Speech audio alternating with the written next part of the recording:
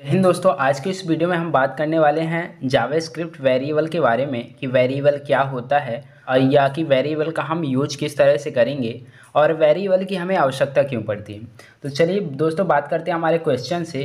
What is variable in JavaScript. JavaScript में variable का concept क्या है और इसका यूज हम कैसे करेंगे एंड इट्स टाइप, और इसके टाइप्स के बारे में भी डिस्कस होगा। तो चलिए वीडियो को स्टार्ट करते हैं कि दोस्तों a variable is a data container in which any kind of value can be stored and its value can be changed during the run time of the program।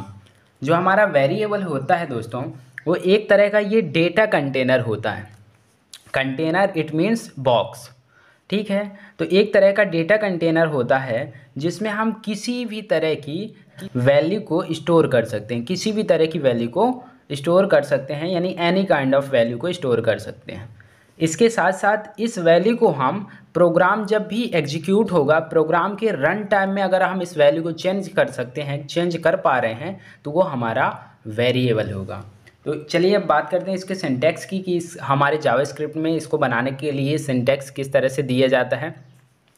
तो दोस्तों एग्जांपल के लिए यहाँ है स्क्रिप्ट टैग मैंने लगाया। जब भी हम इंटरनली जावास्क्रिप्ट को लिंक करेंगे अपने HTML डॉक्यूमेंट में, तो हम जो है स्क्रिप्ट टैग के अंदर करेंगे। तो मैंने अपने स्क्रिप्ट टैग ओपन किया, स्क्रिप्ट टैग क्लोज कर दिया। स्लैश जो है क्लोजिंग का सिंटैक्स होता है।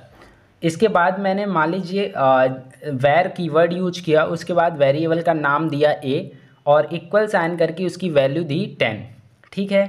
और यहाँ डॉक्यूमेंट डॉट राइट में मैंने वेरिएबल को जो है अपने वेरिएबल की वैल्यू को प्रिंट करा दिया। तो मुझे वेरिएबल की वैल्यू के रूप में आउटपुट क्या मिला, 10, ठीक है। अब बात करते हैं दोस्तों इसके यूज की कि इसका यूज क्यों किया जा रहा है, इसकी आवश्यकता क्यों है, इसकी नीड क्यों है। तो दोस्तों एक एग्जांपल है कि कुछ समय पहले जब वेरिएबल का कॉन्सेप्ट नहीं था जावास्क्रिप्ट में या किसी भी लैंग्वेज में, किसी भी प्रोग्रामिंग लैंग्वेज में, तो ऐसी सिचुएशन में क्या होता था, मान लीजिए कि सपोज दैट आपके बॉस हैं, उन्होंने कहा कि आपको एक कमांड यूज करनी है और आपको जो है अपने प्रोग्राम में 100 टाइम्स जो है आपको हेलो वर्ड प्रिंट कराना है।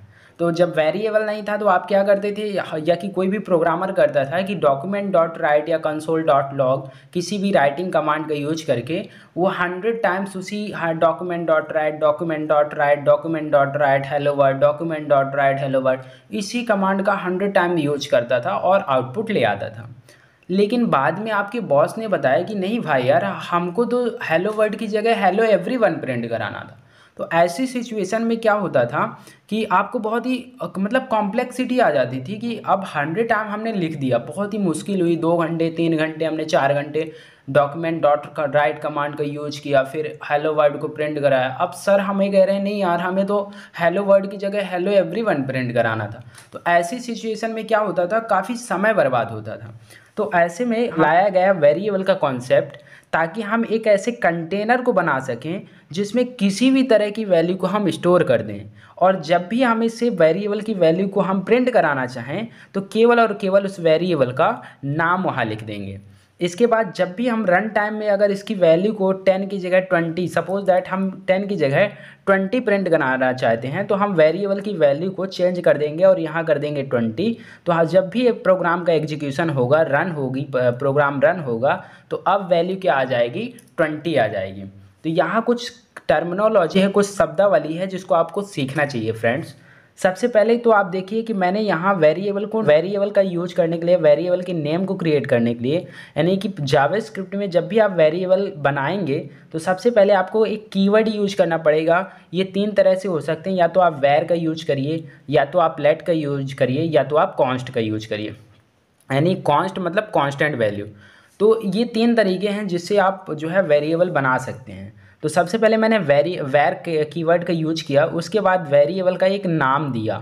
इस नाम को ही कहते हैं वेरिएबल डिक्लेरेशन, यानी वेरिएबल को नाम देने की प्रोसेस कहलाती है वेरिएबल डिक्लेरेशन। तो यहाँ हमने एक वेरिएबल डिक्लेयर कर दिया। उसके बाद जब भी हम इक्वल साइन का यूज करके इसमें वैल्यू देंगे दोस्तों, तो इसको कहते हैं वेरिएबल की वैल्यू को इनिशियलाइज करना।